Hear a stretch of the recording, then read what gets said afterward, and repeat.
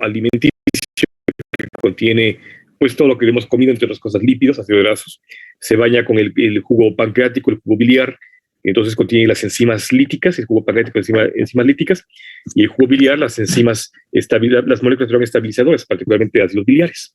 Entonces, una vez que están ahí en el duodeno, entonces ahora sí, los ácidos biliares que estabilizan la película digestiva rompen la tensión superficial, permitiendo que las lipasas tengan acción sobre los lípidos, ¿de acuerdo? Esa es una función importante de los ácidos biliares que estabilizan la película digestiva y rompen la tensión superficial del agua para poder entonces dar acceso a las enzimas hidrolíticas, las lipasas pancreáticas.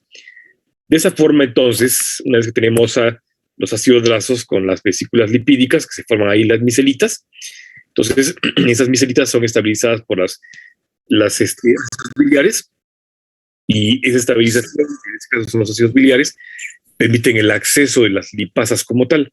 Esa es una función importante. Por otro lado, recuerden que si tenemos triacilgliceroles y tenemos un medio alcalino y un clima calientito, formamos jabones por saponificación.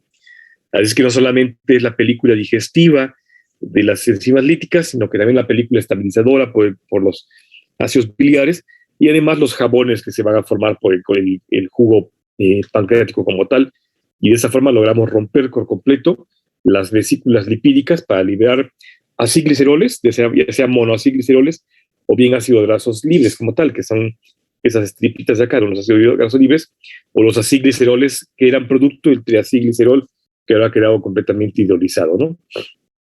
De tal manera que estos productos de la degradación, de la digestión, ahora sí pueden ser transportados como tal, como ácidos grasos de cadena media, que han sido cortados, son transportados a través del enterocito, y entonces una vez dentro del enterocito van a reempaquetarse, y este reempaquetamiento tiene que sufrirlo en el retículo endoplasmico rugoso.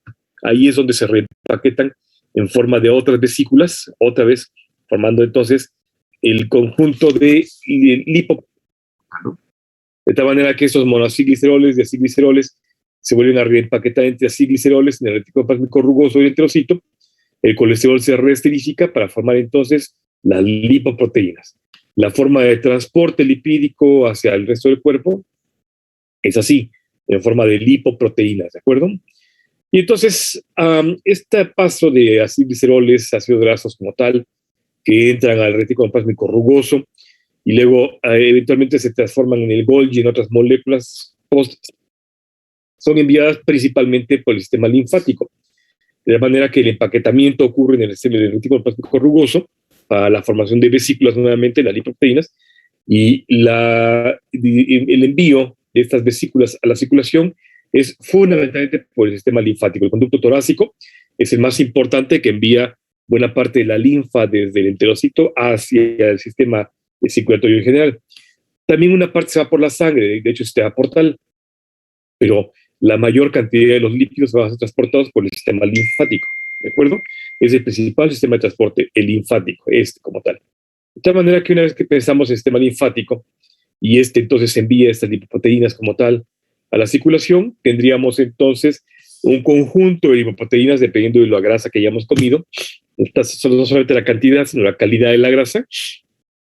Tendríamos kilomicrones, que son los más gordos, los más grandes, los que tienen más lípidos, menos proteínas, o luego las de baja densidad, que son las de LDL muy baja, y de la intermedia, LDL baja, y finalmente las HDL. Recuerden que en función de la densidad es esta clasificación, en cuanto está disminuyendo la densidad, significa que son más grandes. Cuando son más densas, entonces son mucho más pesadas como las HDL. Y eso va de la mano directamente relacionado con el contenido lipídico y proteico, ¿de acuerdo? Eso es una clasificación importante respecto a la densidad. Y entonces se dice que se expulsan a través del sistema linfático, aquí está el ducto torácico, la vena cama, y nos da la famosísima lipemia. Esta lipemia, que en consecuencia es una hiperlipemia, generalmente es transitoria. Si comimos mucha grasa, nos va a dar esa marea alcalina, una marea lipémica, que nos hace sentir cansados, con sueño, hace una sensación de fatiga, con ganas de dormir, justamente porque la sangre se espesa, en consecuencia viaja más lento, lleva menos oxígeno, en fin, todo eso es producto de la lipemia. Pero podemos tener ciertas lipemias sostenidas. Cuando son agudas, post la comida, o sea, postprandial, que significa después de comer, es este mal del puerco que coloquialmente se conoce, ¿no? Que habíamos dicho que es este aumento de los lípidos en la sangre, que es transitorio. Mientras se biodisponen, están circulando y en consecuencia, en ese trayecto nos da esta hiperlipemia transitoria, ¿de acuerdo? Que de hecho no solamente es la hiperlipemia como tal, sino que podemos tener hiperlipasemia, lípidos elevados o hiperlipemia, pero a la cronicidad.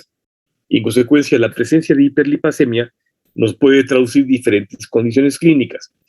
No solamente es el hecho de que puede estar hiperlipémico porque maneja mal los lípidos, o sea, tiene un problema hereditario, como ya vimos, o bien come demasiadas grasas, sino que a veces nos traduce algunas enfermedades. Por ejemplo, esa hiperlipasemia nos puede permitir hacer el diagnóstico para enfermedades como la pancreatitis, tumores pancreáticos, infecciones de vesícula biliar, colecistitis, que son las inflamaciones de la vesícula biliar, o inclusive en la obesidad también tendríamos hiperlipasemias, ¿no?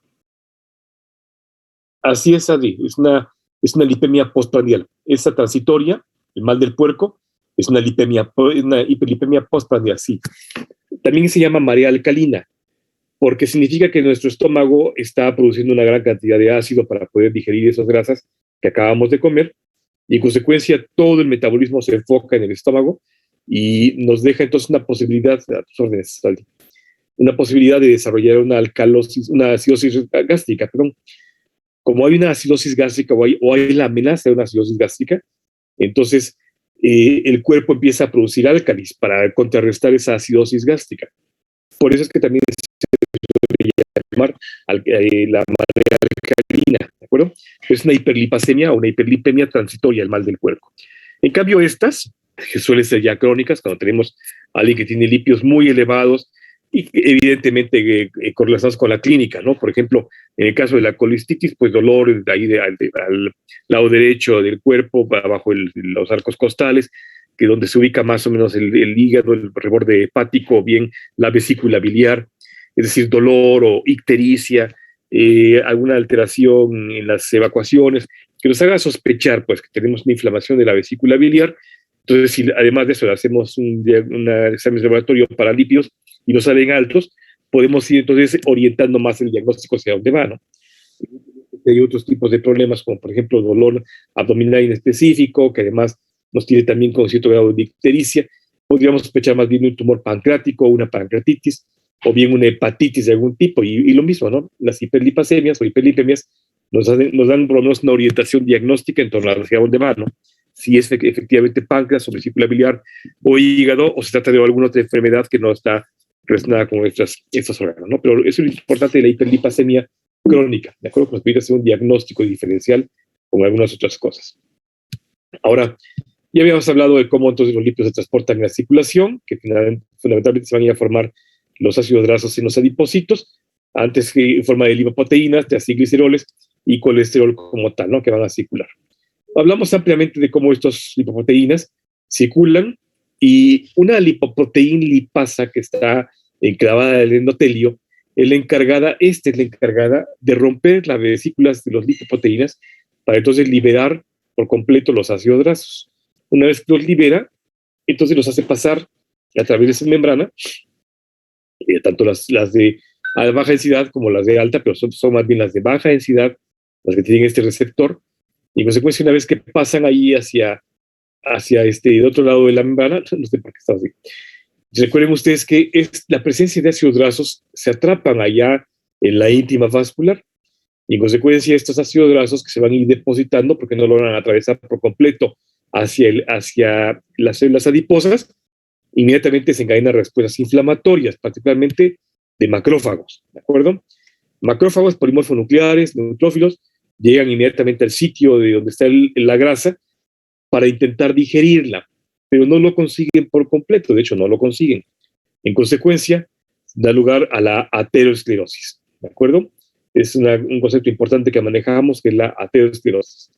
Y entonces esta grasa como tal, que están viendo ustedes acá, se empieza a depositar en la íntima, y a cada vez más, la historia natural dice que llegan a células inflamatorias, los macrófagos pues, a deglutirlas, no lo consiguen por completo, se atiborran, eventualmente da lugar a las células espumosas, Es un concepto importante, histopatológico, bioquímico, que ustedes ahora conocen, igual que otros datos histopatológicos, que son las células espumosas, que es el diagnóstico para macrófagos con grasa en su interior.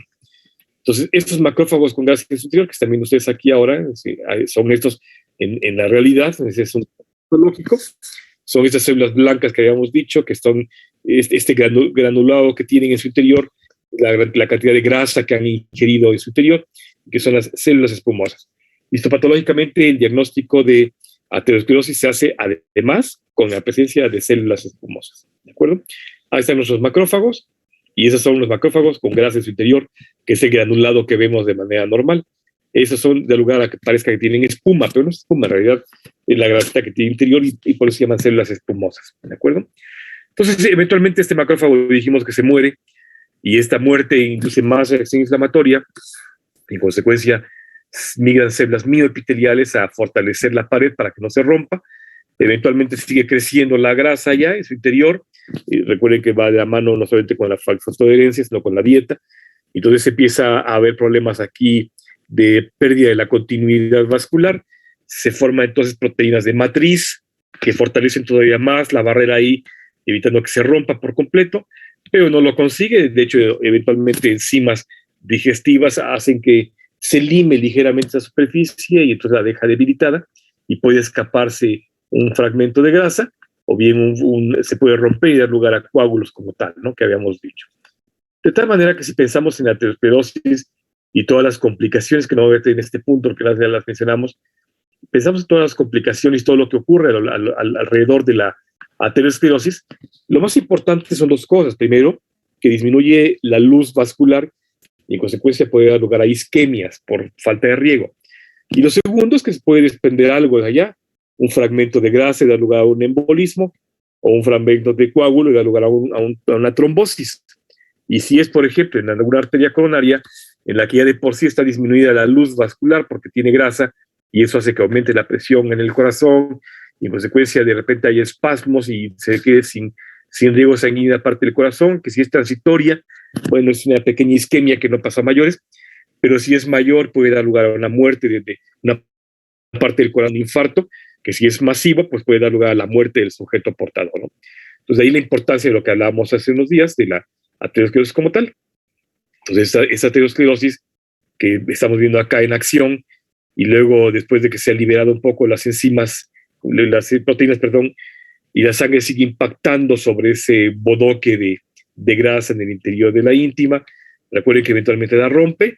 Esta ruptura pues induce la formación de plaquetas que van a ir a fortalecer esa zona como si fuera una costra, pero en la circulación. Y luego se activa el endotelio, se forma un coágulo como tal, y ahora tenemos un problema, porque si bien se puede obstruir la luz vascular como tal, insisto que también se puede desprender. Lo importante que tienen ustedes que conocer como concepto clínico ahora es que si se habla de un desprendimiento de un coágulo, es un trombo. Si es un lípido u otro elemento no coágulo, le llamamos émbolo, ¿de acuerdo? Puede ser un émbolo de cualquier otra cosa, inclusive de aire. Pero si es un coágulo, es un trombo. Si es lípido u otra cosa que no sea coágulo, es émbolo, ¿de acuerdo? Entonces puede haber una trombosis o una embolia, o una mezcla de ambas, una tromboembolia, ¿de acuerdo? Que es una complicación importante de la aterosclerosis. Ahora, ya que hablamos de la aterosclerosis, pues dijimos que se había pensado que una enfermedad moderna por el estilo de vida tan malo que tenemos ahora, comidas muy procesadas, rápidas, con grasas saturadas, que son más palatables para nosotros, mucho más tóxicas, pero sabrosas para nuestro cerebro. Y entonces eso lo pensamos ahora, ¿no? Que era parte del estilo de vida actual.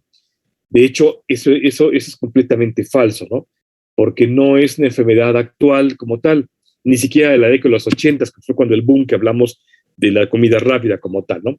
No es una enfermedad de la modernidad, y lo demostramos con las momias de más de 4.000 años de historia, donde vimos un montón de calcificaciones compatibles con aterosclerosis, inclusive en princesas egipcias muy jóvenes, de 40 años de edad, así unas chamaquitas, que uno pensaría que por ser la princesa pues tendría un estilo de vida muy saludable, y pues sin embargo no, las momias de varios países, no solamente en Egipto, demostraron que siempre había aterosclerosis. Y más aún, la aterosclerosis pues no solamente era una enfermedad del adulto, sino que ahora sabemos que desde el feto tenemos aterogénesis, ¿no?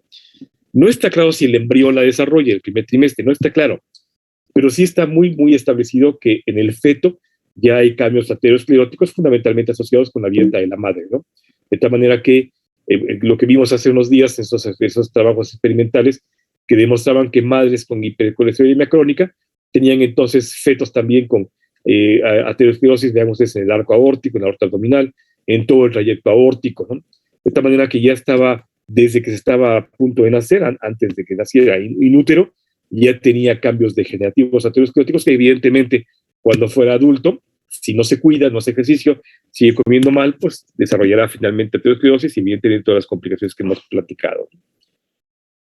Entonces, esta formación de grasa que finalmente se deposita en forma de vesículas en el adipocito, decíamos que era importante analizarla fundamentalmente por la grasa visceral, ¿no? No tanto la grasa subcutánea, sino la grasa visceral y principalmente aquella grasa epiploica preperitoneal, que es una grasa muy reactiva, muy inflamatoria y que se cae en una gran respuesta inflamatoria, ¿no?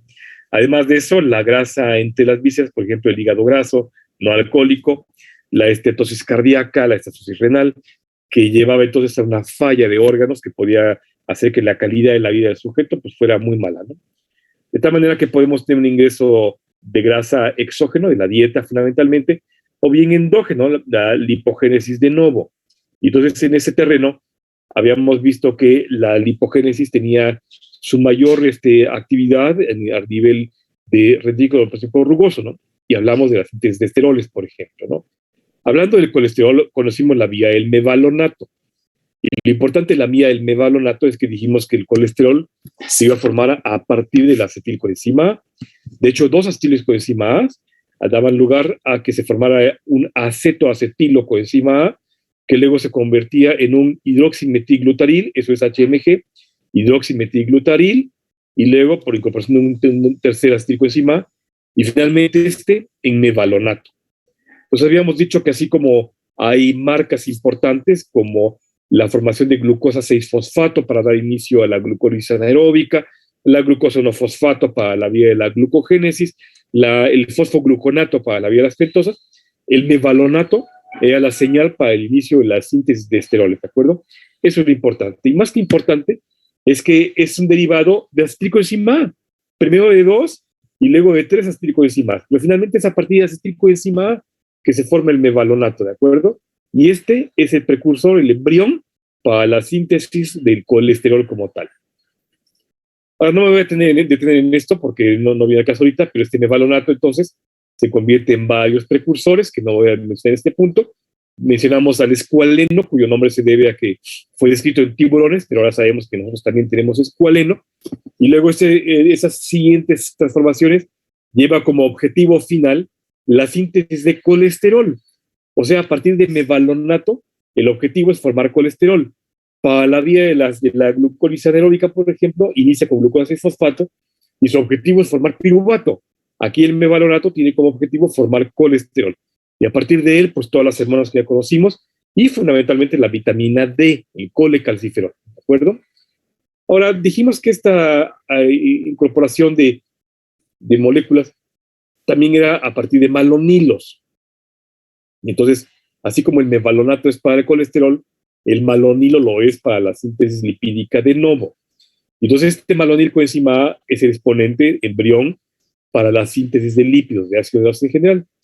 Entonces, habíamos dicho que, voy a adelantar todo esto. Todo empezaba con el mevalonato, perdón, con el malonato, y entonces se convertía en acetato, y luego 2 acetatos formaban 4 carbonitos para volver a incorporar un malonato y así sucesivamente. De tal manera que este ciclo, lo importante de la lipogénesis es que incorporamos pares de carbonos, ¿de acuerdo? Este malonilo, que aquí está más sintetizado, utiliza la enzima que lo va a transformar, utiliza vitamina B5, que es fatoteína. Eso es muy importante. La vitamina B5 es una coenzima a través de la cual la ácido graso sintasa puede acarrear los acilos que le va a donar el acetilcoenzima, ¿de acuerdo? De tal manera que teníamos esta secuencia en la que veíamos como el malonilo se unía ya a una región de la fosfoproteína. Entonces, la secuencia final era así, ¿no? Uníamos diferentes malonilos a través de acetilos, donaba 2 carbonos como tal, luego se condensaba, reducía, deshidrataba, reducía, hasta el número de veces, este es un ciclo, número de veces hasta formar un palmitato, o sea, un hexadecanoico, un ácido graso de 16 carbonos. El objetivo entonces, a partir del malonilcoenzima, que es el iniciador de la lipogénesis de novo, es formar un hexadecanoato, un ácido hexadecanoico, que es el ácido palmítico o palmitato, ¿de acuerdo? De tal manera que al final, en un ciclo, por ejemplo, de ácido palmítico, teníamos 8 acetilcoenzima A, 14 NADPHs, que eran precursores, 7 ATPs, 14 hidrógenos, para formar finalmente este hexadecanoico, con 14 NADPs que estaban oxidados, 8 coenzima A, 7 aguas, 7 ADPs y los fosfatos inorgánicos. Entonces, utilizábamos energía. Es un problema formar lípidos porque impacta sobre el metabolismo energético, nos demanda energía, ¿de acuerdo? ATP, de hecho. Recuerden que NADP es más bien un activador, en cambio ATP o NADH sí son moléculas energéticas, ¿no? Entonces, la síntesis de grasa, eso es importante. Pero además de esto, los malonilos y los acetatos que están formándose donan pares de carbonos, lo va a hacer en pares de carbono. Se parece mucho a la beta-oxidación pero inversa, ¿no? Porque la beta-oxidación toma dos carbonos para formar acetilo. Aquí incorporamos 2 carbonos para hacer crecer una cadena de ácido graso, ¿no? De tal manera que vemos como aquí está el malonilo, se va incorporando un acetilo, luego se forman el acetato, ya está formado aquí la primera molécula, el precursor, digamos, de ácido graso, se incorporan pares de carbonos, hasta que formamos el palmitato como tal, ¿de acuerdo? El hexadecanoico. De tal manera que, en resumen de la lipogénesis, que es la vía del malonilcoenzima A, el objetivo es formar un hexadecanoico, que es un ácido graso de 16 carbonos, en 7 ciclos en general. Si tiene 16 carbonos, la mitad de 16 son 8, menos 1 son 7 ciclos, porque recuerden que utilizamos un malonilo inicial que ya no volvemos a contar como tal. Empieza con 2 carbonitos de acetilcoenzima A, se donan 2 carbonos del malonilo y así sucesivamente, ¿de acuerdo? Eso es lo importante en la vía del malonilcoenzima A para la síntesis de ácido graso. Ahora, ya que estábamos formando ácidos grasos, recuerden que hay modificaciones post-síntesis. Una de ellas es alargar la cadena. Pues tenemos el de 16 y luego hay que formar de 18, 20, 22, 24 carbonos. En nosotros los humanos, la máxima longitud que podemos formar ácidos grasos justamente son 24 carbones. Hasta ahí nada más podemos llegar. No podemos hacer ácidos grasos más largos que eso. Y lo peor es que no podemos insaturar en regiones tan lejanas, tan distales. De hecho, si piensan en esto, por ejemplo, aquí está mi hexadecanoico, que luego se alarga a 2 carbonos con 18, luego se desatura, o sea, se hace una insaturación en el carbono 9. Lo importante es que el carbono 9 es la limitante para la insaturación en nosotros. Si queremos insaturar más allá de eso, tenemos entonces que alargarlo como tal. No está escrito más que un caso en la literatura, en la historia de la literatura, no está escrito que podemos hacer insaturaciones más allá del carbono 9. Si queremos hacerlo, tenemos que insaturar y luego meter carbonos antes para poder llevarlo más allá de esto, pero no se puede tanto más. De tal manera que los ácidos grasos omega, por eso son ácidos grasos esenciales, porque no podemos sintetizarlos nosotros, no tenemos que comerlos de la dieta. ¿De acuerdo? Ahora, bueno, ¿hasta aquí alguna duda?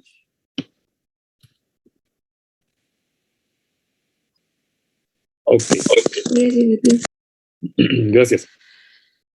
Entonces, ya vimos la síntesis de lípidos, tanto la vía del melaborato como la vía del malonilo para colesterol y ácido graso respectivamente.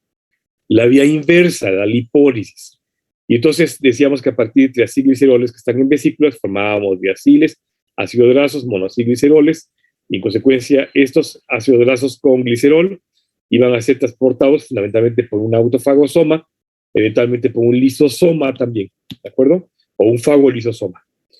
De tal manera que un organelo importante en nuestras células es el lisosoma, que contiene las enzimas líticas, para entonces hacer esta hidrólisis de ácidos grasos y liberar las cadenas como tal del enlace con el glicerol, tal cual, ¿de acuerdo? Pero lo importante es que la lipólisis es el concepto de fragmentación de triacilgliceroles, monoacilgliceroles en ácidos grasos más glicerol, ¿de acuerdo? Esa es la lipólisis, liberar tiacil, diacilglicerol, monacilglicerol en ácidos grasos más glicerol, ¿de acuerdo? Eso es la lipólisis como tal. En cambio, bueno, y además, perdón, la lipólisis se ve ampliamente estimulada por diferentes señales celulares, ¿no? Las más importantes son las catecolaminérgicas, norepinefrina o noradrenalina y epinefrina o adrenalina. Son las señales más potentes para la lipólisis como tal. De hecho, vimos un modelo en el que el ejercicio estimulaba justamente estas rutas adrenérgicas, ¿se acuerdan? Pero contrariamente a esto, bueno, también adenosina formando AMP cíclico. Recuerden que AMP cíclico es una vía catagónica asociada a glucagón, así es que adenosina funciona igual, aumentando este AMP cíclico y en consecuencia formando la lipólisis. Pero lo importante es que hay moduladores negativos, o sea, bloqueadores de la lipólisis. Por ejemplo, la adiponectina, una hormona que secreta la misma célula grasa cuando está ya pensando en que se está degradando demasiado, ella puede bloquear, la adiponectina puede bloquear la lipólisis como tal, ¿de acuerdo? Inclusive algunos metabolitos intracelulares, como esos que están viendo ustedes acá, son también activadores de la lipólisis como tal, pero la adiponectina la bloquea, ¿de acuerdo? Como tal es un bloqueador de la actividad lipolítica. De tal manera que norepinefrina y epinefrina, por ejemplo, son ejemplos de activadores de la lipólisis. En cambio, adiponectina, pues yo lo pondría como un ejemplo negativo, o sea, bloqueador de la lipólisis como tal. Luego de la lipólisis, y que ya tenemos ácidos grasos, por lo que viene es utilizarlos para oxidaciones lipídicas.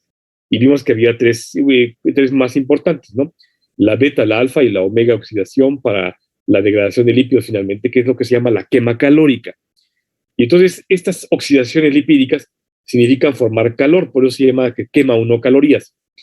Y entonces dijimos que ocurría en dos sitios importantes, a nivel mitocondrial y a nivel de peroxisomal.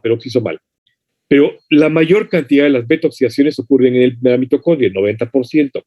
Solamente el 10% de la beta-oxidación ocurre en el peroxisoma, y además el peroxisoma le echa la mano a la beta con los ácidos grasos de cadena muy larga, ¿de acuerdo?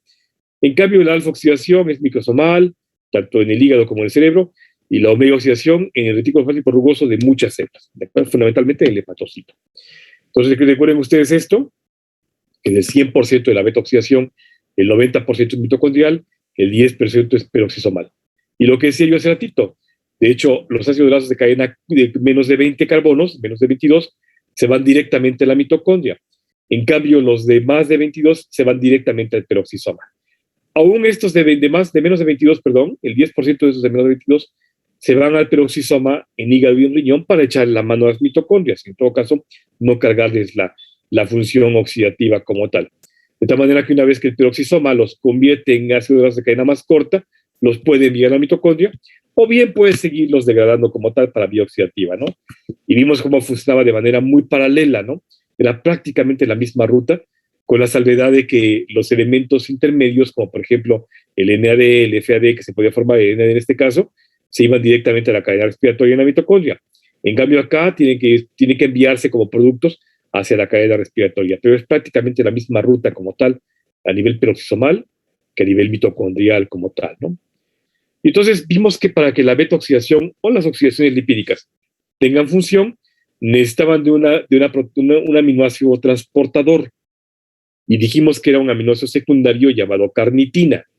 Esta carnitina era el elemento clave, como vimos en esta secuencia, en la que la carnitina acoplaba al ácido graso como tal, y luego lo hacía transportar al interior de la membrana como tal, para luego liberar la coenzima A y liberar entonces el ácido graso al interior de la mitocondria, la matriz mitocondrial, la muleta, la animación, perdónenme. Y entonces, perdón. Entonces dejar el ácido graso y reincorporar la carnitina al exterior. De tal manera que la carnitina solamente era un transportador a través de la membrana mitocondrial para que pudiera entonces ser utilizado este ácido graso en la degradación como tal, en las vías oxidativas, ¿de acuerdo? Cuando hablábamos de la beta-oxidación, decíamos que es la principal, es la más robusta, la más importante, la que más utilizamos en cuanto a oxidaciones lipídicas, ¿no? Y dijimos que una secuencia de pasos, que no voy a describir en este punto, donde vimos como en un ciclo la beta-oxidación tomaba 2 carbonitos, ¿no? Y tu secuencia, una vez que tomaba 2 carbonitos, que aquí está más explicado, entonces tomaba estos 2 carbonos de la cadena hidrocarbonada, el alfa y el beta, y en consecuencia tomaba estos dos pares de carbonos, utilizaba NAD, FAD, y los hidrataba para entonces liberar acetilos. De tal manera que por pares de carbonos que se van cortando en la cadena, en cada ciclo tenemos menos 2 carbonos totales. Si entraba uno de 18, en el primer ciclo dejábamos uno de 16, en el siguiente ciclo uno de 14, y luego en el siguiente ciclo uno de 12, y así sucesivamente, hasta que acabábamos con la cadena de ácido graso. Pero como finalmente al final queda solamente un par de carbonitos, ya no se van a oxidar, sino que se queda como acetilo. De tal manera que la forma para saber cuántos ciclos de beta-oxidación se utilizaban por cadena de ácido graso era contar el número de carbonos divididos entre 2 menos 1, ¿de acuerdo? Entonces, por ejemplo, para este caso de ácido palmítico, utilizábamos 7 series de beta-oxidación, porque el palmítico es un hexadecanoico, o sea, de 16. 16 entre 2 son 8, menos 1 son 7 ciclos de beta-oxidación, de tal manera que este ácido hexadecanoico utilizaba 7 FAS, 7 agua, 7 NAD, 7 coenzimas A, para generar finalmente 8 acetilos, 7 FAT, 7 NAD y 7 hidrógenos, ¿de acuerdo? Entonces, esta secuencia es muy importante para que la tengan presente, el número de carbonos entre 2 menos 1, y saber el número de ciclos, que de hecho va de la mano, estos números de ciclos, va de la mano con la formación de NAD y FAD, ¿de acuerdo? Porque son finalmente los que van a atrapar los radicales que se están liberando de los carbonos que se están transformando en ceto y luego finalmente se liberan como acetatos, ¿de acuerdo? ¿Hasta aquí dudas, chicos? No, doctor. Bueno, entonces 7 FAT, 7 NAD, pero un acetilo de más, o sea, 8 acetilos como ganancia neta a partir de un hexadecanoico. La alfa-oxidación dijimos que era una de las oxidaciones más raras y que tomaba el carbono alfa, el primer carbono, y ocurría en ciertas circunstancias cuando el índice metabólico era muy alto y la beta no se daba abasto, o mejor aún, cuando utilizábamos la degradación de ácidos grasos ramificados. Por ejemplo, el más común es el que está presente en la clorofila, donde dijimos que en una serie de pasos secuenciales se obtenía ácido fitánico. Para que podamos cortar este ácido graso de la clorofila, del anillo tetapirrólico de la clorofila, necesitamos esta secuencia de pasos para obtener el ácido fitánico y finalmente obtenerlo por alfa-oxidación.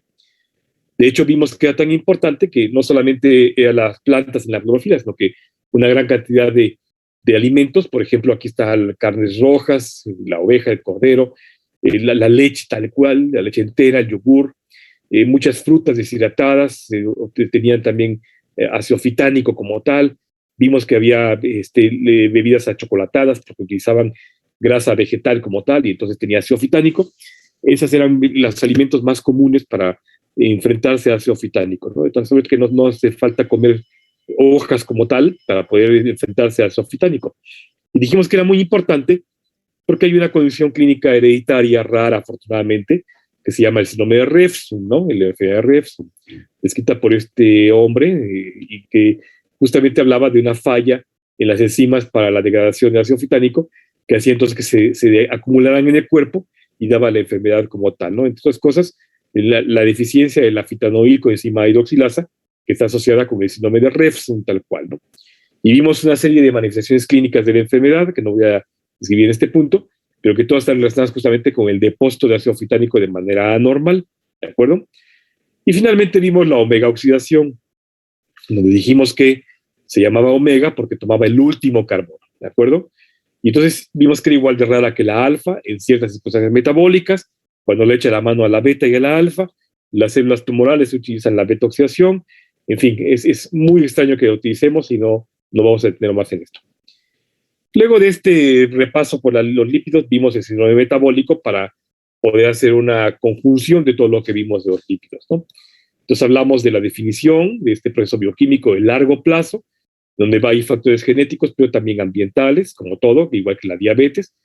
Y dijimos que había factores importantes como la hiperglicemia mayor de 100 miligramos por 100 mililitros en ayunas, una hipertrigliceridemia mayor de 150, un problema de lípidos de alta densidad HDL, que subieran por abajo de 40 en hombres, por abajo de 50 en mujeres, y la obesidad abdominal, que era el factor más importante, ¿no? De hecho, el que más se enfocaba. Más de 95 centímetros en hombres, más de 85 en mujeres. De tal manera que tener 2 de 3 de estas o 3 de 4 de estas, 4 de 5, o sea, simplemente tener la mayoría de las condicionantes, ya hace el diagnóstico de síndrome metabólico. Aunque a pesar de eso vimos que, bueno, la grasa no siempre hay que irse con la finta, porque la grasa, ahí está 1 kilogramo de grasa con 1 kilogramo de carne, y hablamos de que era importante obtener un índice de masa corporal, ¿se acuerdan? De tal manera que esto es para la clínica para ustedes, no es para el examen, pero sí lo vimos así, ¿no? Con ese sujeto de 113 kilos con 80 de estatura, y dijimos que su índice de masa era de 34.8. Y si lo ubicábamos en las tablas percentiles, decíamos que estaba en obesidad grado 1, ¿no? Como tal.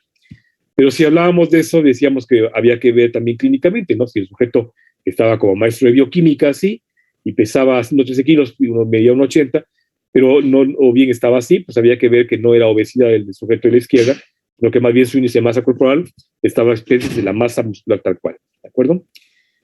Ahora, a pesar de eso, vimos que había complicaciones importantes del síndrome metabólico, ¿no? Y particularmente algunos marcadores importantes muy recientes. Este artículo que les mencioné, por ejemplo, es apenas muy reciente, creo que el año pasado, déjenme ver. Sí, el año pasado, en donde hablaba justamente del ácido úrico como biomarcador predictivo. Por eso vimos después la enfermedad de la gota, que la hiperuricemia podría ser un marcador predictivo del desarrollo de estas condiciones de problemas de obesidad, ¿de acuerdo? Ahora, independientemente de que los estándares clínicos hablan de hipertensión arterial, aumento del perímetro abdominal, bajo HDL, la hiperglicemia y hipertrigliceridemia como factores centrales, recuerden que lo que más importa es el exceso de depósito lipídico abdominal, porque en todo caso dijimos que algo importante también es que esta grasa pues condicionaba una hiperglicemia a expensas de gluconeogénesis. Entonces esta gluconeogénesis con un problema de acopio de glucosa, pues nos va a dar lugar también a una baja calidad de insulina o bien una resistencia a la insulina que podría desarrollar la diabetes mellitus, ¿de acuerdo? Ahora vimos todos los criterios, hablamos de la OMS y todos los demás, e inclusive vimos cómo se conjugaban todos ellos, ¿no? A pesar de los criterios y que hay una uniformidad en torno al pensamiento del diagnóstico del síndrome metabólico, también les platiqué el caso del obeso sano, ¿no? No aquel que hace ejercicio, no el gordito que hace ejercicio, no más bien de aquel que no cumple con los criterios clínicos para ser considerado con síndrome metabólico, ¿no? Y les platiqué un caso de un profesor que ustedes conocen mejor que yo, que tiene ese problema, ¿no? Y que a pesar de eso, pues había que tener en cuenta que, aunque es metabólicamente sano, y no tiene lipidemia, ni es hipertenso, ni es diabético, pues sí puede tener factores de riesgo importantes para falla cardíaca, falla vascular, en fin, ¿no? En otros problemas importantes, en fin. Y lo más importante es que era un problema para el desarrollo de diabetes tipo 2, ¿no? Fundamentalmente por estos hígados grasos, el depósito lipídico visceral, la disfunción de células beta y otras respuestas inflamatorias generalizadas de las que se puede exponer el sujeto, ¿no? Que hablamos de los tipos de obesidades, no me detengo en esto, vimos la importancia de la célula grasa preadipocítica, en fin, y vimos su importancia también desde el punto de vista metabólico tal cual, ¿no? Hablamos ampliamente de todo esto que estoy mencionando, no me detengo para no entretenerlos más de lo normal, pero prefiero que sepan que puede tener esteatosis hepática, hígado graso como tal, puede tener esteatosis cardíaca, es decir, corazón graso también, y entonces esos depósitos de grasa normal se llaman esteatosis, ¿de acuerdo? No solamente ponemos el apellido de la víscera en la cual está depositado. Y clínicamente vimos que había un signo de alarma que se llama la acantosis nigricans. Este engrosamiento e hiperpigmentación de pliegues, muy frecuentemente en la nuca, es la acantosis nigricans, nos puede traducir que el sujeto tiene una resistencia a la insulina. Si está gordito y tiene mucho tiempo gordito y vemos que tiene un engrosamiento e hiperpigmentación de los pliegues, fundamentalmente en la nuca, pero también en la axila, en la ingle, en fin, entonces podemos anticiparle que está teniendo una resistencia a la insulina por una hipercortisolemia, ¿de acuerdo? Entonces traduce, la acantosis nigricans traduce resistencia a la insulina. Y vimos que lo importante de todo esto del síndrome metabólico es justamente que afecta no solamente al cuerpo en general, sino también al sistema nervioso central, ¿no? Y a nivel del sistema nervioso central dijimos que el problema más grave era el estrés oxidativo, ¿no? Y este estrés oxidativo que llevaba a una pérdida de la sinapsis, de las células que están cubriendo las sinapsis neuronales, y en consecuencia a una pérdida neuronal que estaba íntimamente relacionado con la neurodegeneración, ¿no? Entonces el estrés oxidativo es el efecto clave que está afectando en el síndrome metabólico para las fallas neuronales y, en consecuencia, el desarrollo de ciertos grados de neurodegeneración, que puede ser inclusive la de tipo Alzheimer, ¿de acuerdo? Entonces, finalmente dijimos que el combate a la obesidad, el sobrepeso, era importante porque contrarrestábamos la resistencia a la insulina, es decir, hacíamos que el páncreas funcionara bien, bajábamos niveles de lipoproteínas tóxicas para nuestro cuerpo, que principalmente se depositan en la íntima vascular y que dan lugar a aterosclerosis, bajábamos los problemas de hipercoagulabilidad, inflamación y que en consecuencia la posibilidad de desarrollar coágulos en la sangre, bajábamos la presión arterial y en consecuencia el corazón no iba a estar sufriendo, bajábamos nivel de lípidos en la circulación y todo estaba relacionado de manera muy, muy buena para entonces funcionar perfectamente bien, ¿no? Entonces, terminamos el curso hablando de justamente, bueno, de lípidos quiero decir, hablando justamente de cómo había que esculpir nuestro yo interior a partir de esa masa grasa que tenemos recubriendo ese cuerpo hermoso que está ahí escondido en la profundidad de la grasa, ¿no? Pues con eso, chicos, terminamos todo el bloque de lípidos y sería básicamente el examen que haríamos el viernes y no tiene inconvenientes. Después de esto, yo pienso que el lunes podríamos reunirnos para definir ya el curso de quién se va a orinar y quién no. Una vez que tenga yo la calificación de laboratorio, podemos hacer ya el balance final de quiénes se libraron y quiénes no, quiénes van a recursar y puedo emitir una recomendación con mi maestro Alejandro Gómez Díaz o con algún otro profesor que ustedes quieran, ¿eh? ¿Dudas, chicos? No, doctor, gracias. No, gracias. Bueno, pues chicos, con esto terminamos el curso de bioquímica. Esa fue la primera clase que tuvimos. Esa fue justamente la toma de la primera clase que tuvimos. Así empezamos con 32. Hubo días en que teníamos 40, 45. Hubo días que teníamos 4 asistentes.